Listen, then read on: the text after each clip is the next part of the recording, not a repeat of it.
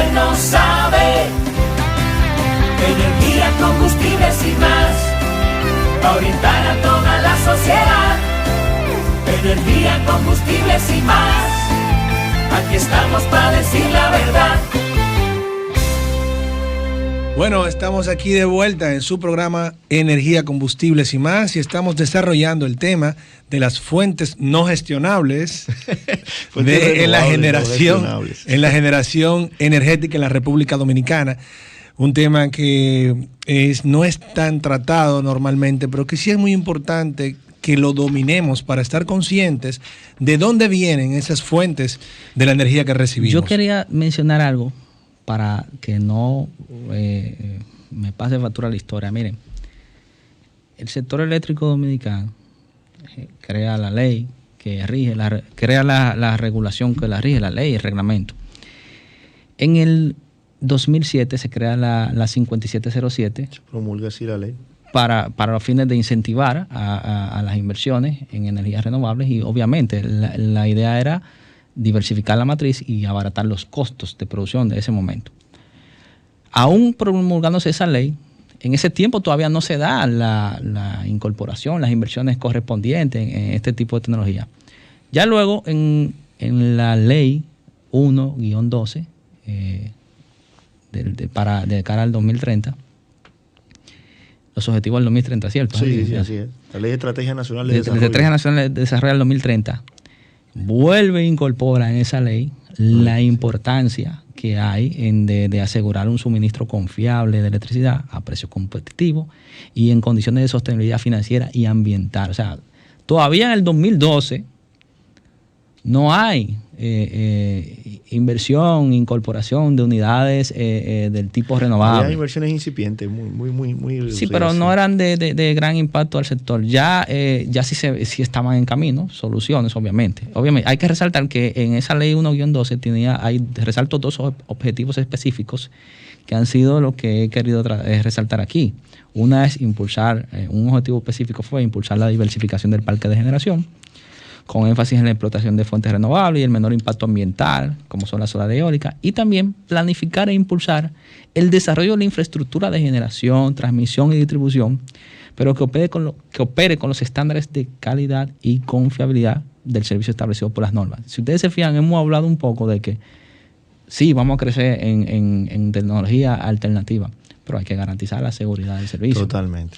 Fíjate que en ese acápite que tú mencionas, José, de la Ley de Estrategia Nacional de Desarrollo, que fue incorporada plenamente en el Pacto Eléctrico, el acápite se llama garantizar un suministro confiable de electricidad. Exactamente. Es decir, el legislador al objetivo que le pone mayor énfasis y lo convierte como objetivo general es garantizar un suministro confiable de electricidad. Correcto. Ya después se desglosan otros factores que son importantes, dentro de los cuales el ambiental, la dependencia de factores naturales, pues asume un rol, digamos que protagónico, pero siempre subyugado a la necesidad de que el suministro de electricidad sea seguro y sea confiable y sea regular.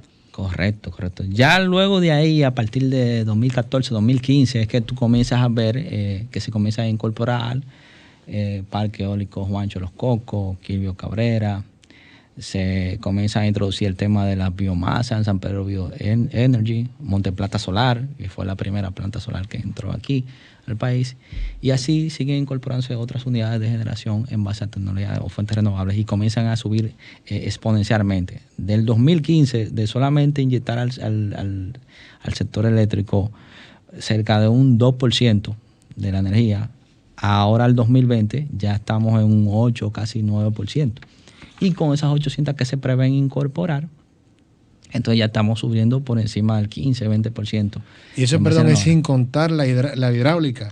Porque si ponemos la hidráulica, los datos que tenemos es que esto ascendió a un 14.69. Al cierre del 2020. Al cierre del 2020. O sea, 14.69 provinieron de las energías no gestionables, la energía que se inyectó al sistema. El 14.69 de la energía que se inyectó al sistema vino de energía no gestionable. Por eso que es muy importante el tema que estamos tratando hoy, más aún cuando el presidente de la República anuncia estos proyectos de generación a partir de fuentes renovables, principalmente eólica y solar, Y también se ha anunciado con mucha certeza el desarrollo o la reactivación del desarrollo de proyectos hidroeléctricos importantísimos como el de Artibonito y el proyecto también de la presa Monte Grande y la readecuación de la presa de Sabana Yegua, que incluiría, o sea, básicamente la dependencia que nosotros estamos exponenciando a partir de fuentes de energía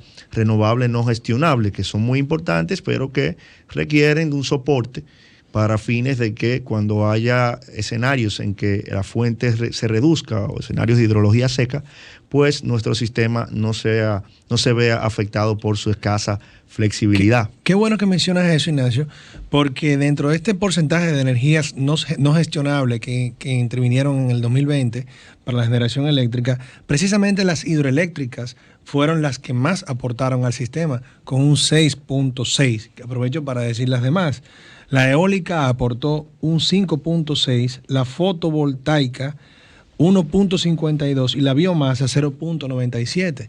Entonces, si me cuentas que la hidroeléctrica pues tiene esa amenaza que es de que se acabe el agua, pero que estamos buscando alternativas en ese aspecto, ¿pueden nuevamente comentarnos esas alternativas? Básicamente, mira, lo que decíamos ahorita y desarrollaba Colón, hay que propender ciertamente, el mundo va hacia un proceso de generación de electricidad de fuentes que sean sostenibles con el medio ambiente. Totalmente. La verdad que no podemos mantener el curso mediante el cual pues el combustible fósil sea la fuente primordial por razones principalmente atinentes al medio ambiente y volatilidad de sus precios. Para los países que no somos productores. Exactamente. Sin embargo, hoy en día hay muchas tecnologías, como decía Colón ahorita, que se han comenzado a implementar en países que tomaron la decisión de hacer green su matriz energética, como por ejemplo, y sería bueno, Colón, que tú eres el técnico acreditado en eso, tecnologías como por ejemplo los bancos de almacenamiento de batería, sí, que aquí no tenemos una regulación que reconozca su remuneración todavía. Lo que pasa es que para el uso que aquí hay proyectos que salieron hace un tiempito en los medios de comunicación. Hay presentaciones inclusive en internet que tú las buscas.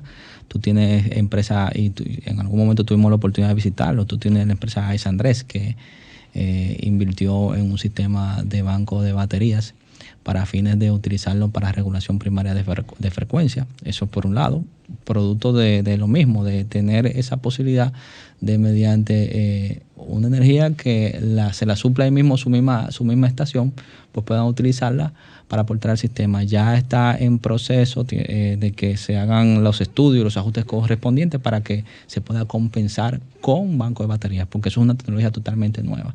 Hay otras unidades de generación que tienen también instalado este tipo de sistema de la misma empresa.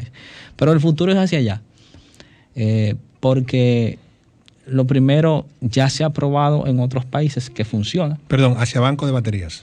Banco de baterías, interconexiones internacionales, eso es otra posibilidad, es otra posibilidad, no se puede dejar, pero es una opción, es la más viable en nuestro país. Para contextualizar en cuanto a números, la demanda de la República Dominicana en megavatios, ¿cuál es? ¿Y qué capacidad la demanda, tenemos? El consumo promedio de la República Dominicana anda por poner un número fijo, 2.500 megavatios, 2.400, eso varía. ¿Capacidad instalada? En momentos en que ya tenemos la más alta demanda, quizás no pase de algunos 2.600, 2.700. Nuestra capacidad instalada anda por los 4.800 megavatios de capacidad instalada. Es bastante. Okay. Pero aún así hay que tratar de que con los objetivos que se han trazado, todos los planes de país y gobierno, todos los compromisos con acuerdos internacionales, hay que tratar de que esa matriz de 4.900, 4.800 megavatios, pues su diversificación sea tal que las renovables tengan un porcentaje mayor. Actualmente en la capacidad instalada, como tenemos renovables, podríamos decir que el 100% de las renovables entra en operación o no. Las que están operando actualmente sí están operando. Las que están operando, pero tenemos que no están operando y sí la contabilizamos como capacidad instalada de las renovables. No, las que se pretenden incorporar de las renovables cuando se incorporen, cuando se le dé la aprobación, cuando pero es que no con- están.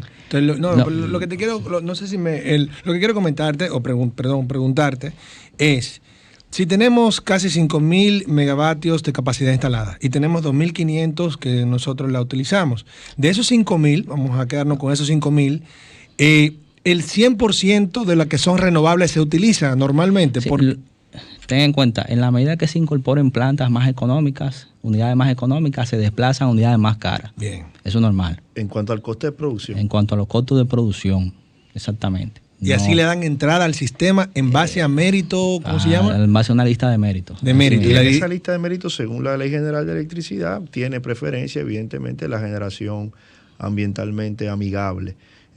Por eso, Económicamente. aparte de eso también, tú tienes que tener pendiente algo. Estos contratos que hoy de las plantas que están operando, en su mayoría, salvo una que otra, son contratos que, bueno, salvo una que otra con ACD, pero hay otras que tienen su comprador directo. Todas tienen un comprador como tal, o sea, independientemente de que puedan marginar en algún momento en el mercado de transacciones marginales. Estas empresas de generación renovable tienen un contrato PPA, lo que le llaman el Power Purchase Agreement, para que la gente sepa. Cuando le hablan de PPA es por sus siglas en inglés, significa contrato de compraventa de energía. Tienen un comprador directo, que en este caso es la CDE, en función de un incentivo que se estableció en el reglamento de la Ley 5707 para garantizarles a estos inversionistas, promotores, tener un comprador que presentarles a un posible financista.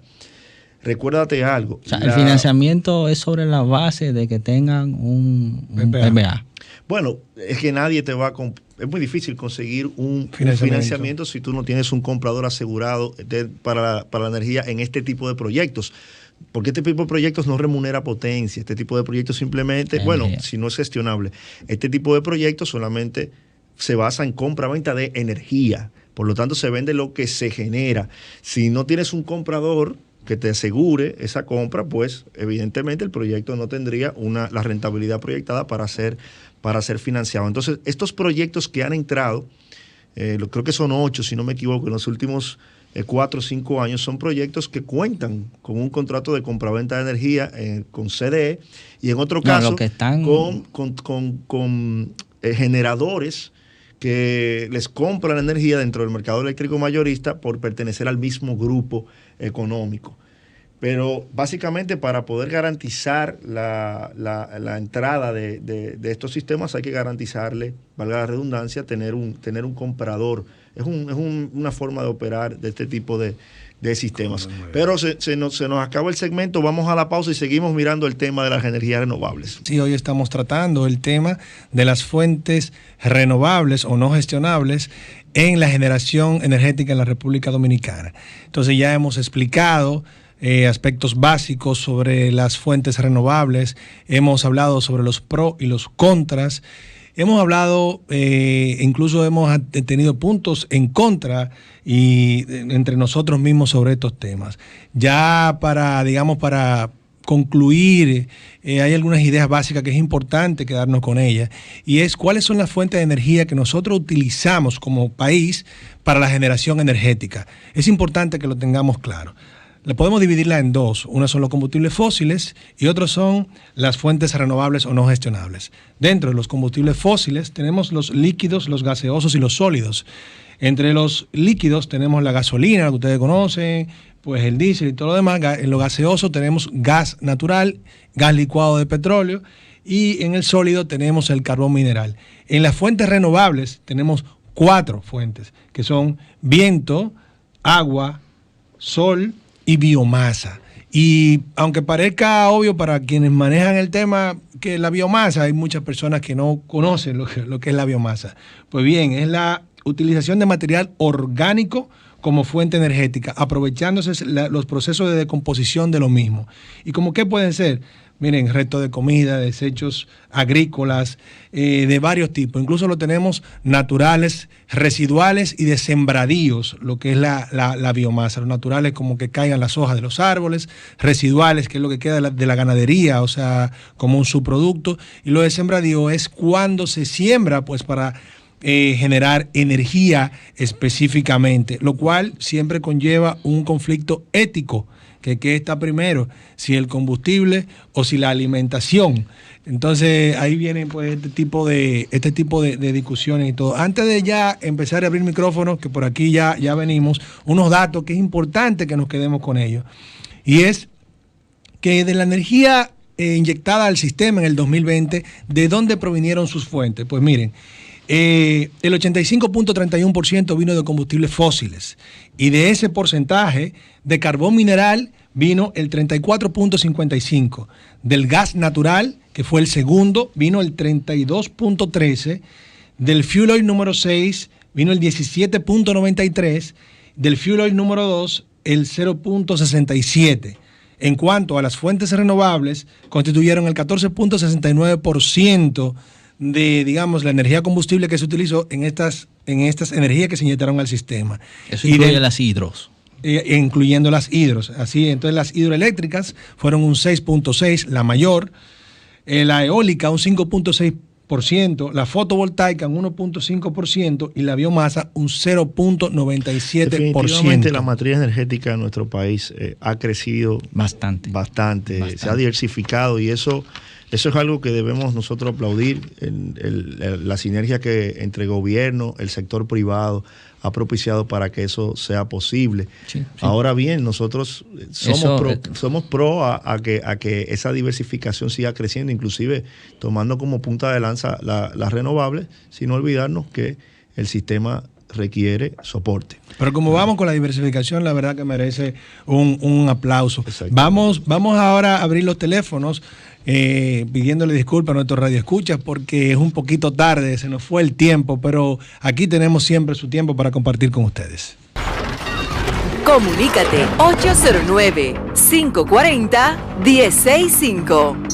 1-809-200-1065 desde el interior sin cargos. 1-833-610-1065 desde los Estados Unidos. Sol 106.5, la más interactiva. Bueno, Ignacio, nos comentabas entonces con respecto pues a esto, que te interrumpí, perdona. No, te decía que nosotros hemos crecido bastante. El marco regulatorio de la República Dominicana ha facilitado que se vayan desarrollando. Un buen clima de inversión. Un buen clima de inversión, exactamente. Pretensión inclusive de seguir creciendo. Nosotros hemos participado, por ejemplo, en la licitación que se llevó a cabo en el 2011, evidenció en su momento mucho interés en el desarrollo de proyectos de energía, y todavía se manifiesta claramente. Yo estoy seguro que estos proyectos que el gobierno se apresta a lanzar, pues van a recibir claramente un soporte importante de la inversión privada. Manifiestan el interés de contribuir a continuar el crecimiento del sector. Fíjense, inclusive ya se comienza a hablar en el panorama de una sobrecapacidad de energía que podría permitirnos ayudar al abastecimiento de nuestra hermana República de Haití. Eso obviamente pues tendría unos riesgos desde el punto de vista del pago contractual, jurídico. En algún momento tiene que haber un desarrollo natural en la zona. Ahora, con tanta capacidad instalada, está muy bien que estemos preparados, claro, porque también en el comercio internacional pues se dan las garantías del lugar para hacer negocio. Claro, es verdad que es un poquito difícil por el tema del pago, pero tenemos mucha energía aquí instalada, también mucha capacidad instalada. Bueno, pues entonces, dicho esto, vamos a hablar sobre los tips. ¿Qué le parece? Los tips del día de hoy. Bueno, los tips tenemos algunos aquí. El primero es: la energía inyectada al sistema energético en 2020 provino en términos generales de fuentes limpias en un 14.69% y los combustibles fósiles en un 85.31%, siendo entre estos el campeón el carbón mineral con un 34.55%. No podemos olvidar la reciente incorporación al sistema de la central termoeléctrica Punta Catalina. Mira, yo sin ánimos de generar controversia, ni pecar de ortodoxo, soy de las personas que piensan que esas inversiones que se han hecho en materia de carbón mineral, dependientemente de lo que se pueda hablar con relación a los procesos de contratación y demás, que es harina de otro de otro costal, siempre son necesarios para el lanzamiento de una industria eléctrica local. De hecho, las grandes naciones, las naciones desarrolladas en su momento, mucho más avanzadas que nosotros, lanzaron su industria eléctrica sobre la base de una primera estructura generando a base de carbón mineral.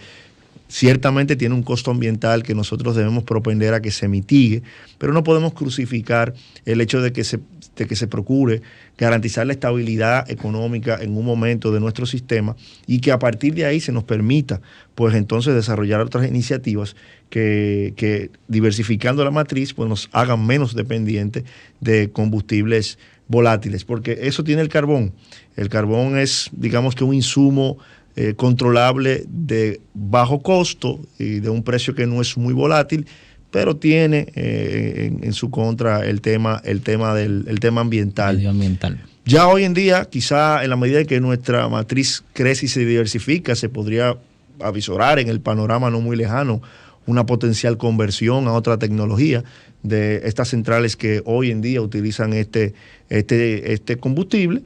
Pero para eso necesitamos nosotros tener una especie de planificación, una suerte de planificación energética que nos permita tomar estas decisiones sin colocar en riesgo la confiabilidad en el suministro energético. Mira, que mencionan la entrada de la planta Punta Catalina y me llama mucho la atención el tema de la contratación para las plantas de gas natural en Manzanillo, las dos de 350 megavatios, porque tenemos mucha capacidad instalada, número uno. Vemos que el gas natural es el número 2 de los combustibles que más se utilizan en el país, con más de un 30%, o sea que tenemos una dependencia del gas natural, o sea que sumar más dependencia del gas natural no necesariamente es algo tan de alegrarse, digamos.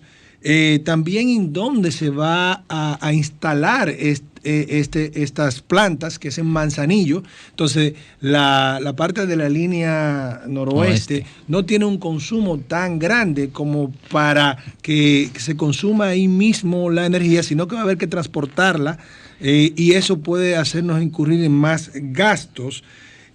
También se dice que eso puede servirnos para vender a Haití, pero también tenemos el tema de que hacer negocios con Haití pues tienen unos retos importantes a superar, específicamente para la garantía de pago. Entonces, el tema de las nuevas plantas a gas natural no lo veo realmente como algo tan de celebrarse. Muy bueno, bien, pero hay que ver, la demanda sigue creciendo anualmente. La demanda sigue creciendo. Y las opciones de acuerdo como con el Haití, o no sé si recientemente vieron en el periódico, hay una construcción de una subestación a 345 para la zona este, con posibilidad de un proyecto de interconexión con otra ahí. Bueno, señores, la verdad que el tema es apasionante y tenemos, pero lamentablemente tenemos escaso el tiempo.